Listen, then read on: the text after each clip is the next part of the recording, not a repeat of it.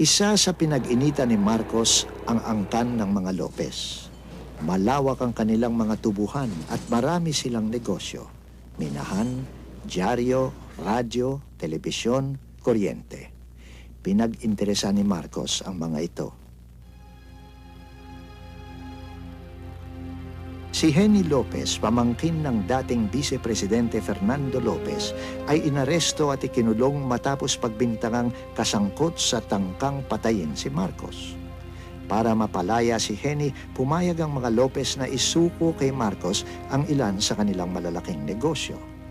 The day they were supposed to sign the contract, the lawyers of Mr. Marcos asked my father, said, Mr. Lopez, you're about to sign the contract, you haven't even read the agreement. He said, if I disagreed with any of these conditions, will you change it? They said, no. Well, he said, then what's the point? So he signed. Nakuha ni Marcos ang Meralco at ABS-CBN. Pero hindi siya tumupad sa pangako. Nakalimang taon sa kulungan si Henny Lopez. Lumaya lang siya nung umiskapo sila ni Serge Osmeña mula sa maximum security prison sa Fort Bonifacio. That was a very traumatic experience in my life. Where one day you might say, on top of the world, and with the, what is it, 1061, 1081, what's the name? 1081. He demolished everything overnight. Binuwag ni Marcos ang bahagi ng lumang oligarkiya na sumasalungat sa kanya. Pero pinalitan niya ito ng isang bagong pangkat na binubuo ng kanyang mga kamag-anak at katoto, ang mga cronies. Isang bagong kaayusan sa negosyo ang lumitaw, crony capitalism. Kabilang sa mga nakinabang sa martial law ang sariling pamilya ni Marcos. Ang kapatid niyang si Pacifico, isang doktor, ay nagkanegosyo sa insurance, banking at real estate. Ang isa pa niyang kapatid, si Fortuna Barba, ay napasok sa shipping.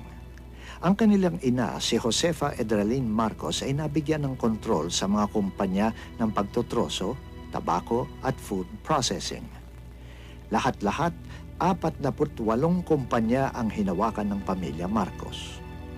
Hindi pa huhuli ang mga kamag-anak ni Imelda. Napunta sa paborito niyang kapatid na si Cocoy Romualdez ang 11 malalaking kumpanya. Kabilang dito ang ilang negosyo ng mga Lopez. Si Cocoy ay naging embahador sa Estados Unidos.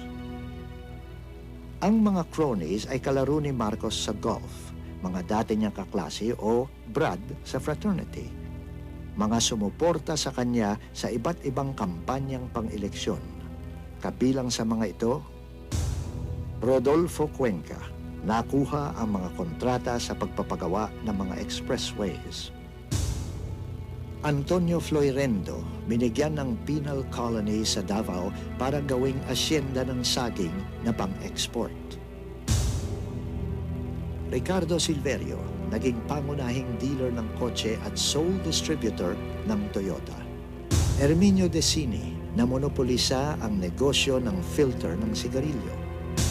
Roberto Benedicto, sa kanya napunta ang ABS-CBN, mga estasyon sa radyo, isang dyaryo. Eduardo Cojuangco, na monopolisa ang negosyo ng niyog at nakontrol ang San Miguel, ang pinakamalaking korporasyon sa buong bansa. Inalagaan ni Marcos ang kanyang mga cronies. Naglabas siya ng PD o Presidential Decrees at LOI o Letters of Instruction na pabor sa negosyo ng mga ito at umiipit sa kanilang mga kakompetensya. Kumabig din si Marcos ng milyon-milyong komisyon at kickback mula sa bawat malalaking kontratang kailangang dumaan sa Malacanang.